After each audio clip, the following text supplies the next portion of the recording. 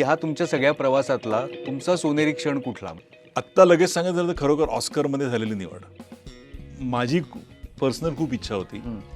ते सिनेमा ज्या पद्धतीने घडत होता ती किती कठीण आहे का ती प्रक्रिया? खूप कठीण ना? खूपच कठीण आहे. जवळजवळ आम्ही 180 फिल्म्समध्ये निवडले गेलो. बरोबर. 2000 पेक्षा जास्त ज्युरीज जगभरात आहेत. त्यांच्यापर्यंत ती फिल्म पोहोचली पाहिजे. ती कशी पोहोचणार, तर त्यासाठी काही खर्च आहे. इंटरनॅशनल लेवलला तुम्ही खर्च कराल. आपण मराठी सिनेमाच्या नाटकाच्या जाहिराती पेपरला करतो तेव्हा आपण किती प्रॉब्लेममध्ये येतो आपल्याला माहिती आहे.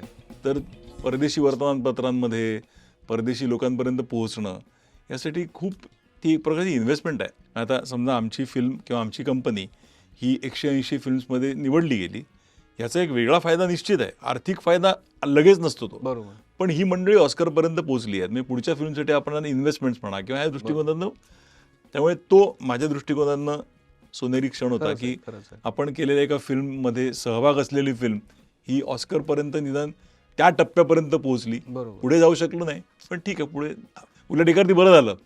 पहिल्यांदाच जर मिळालं असतं काहीतरी तर नंतर काय करायचा हा प्रश्न झाला असता. खरंय. वामन हरी पेठे ज्वेलर्स प्रस्तुत कॅच अप विथ अजित भुरे.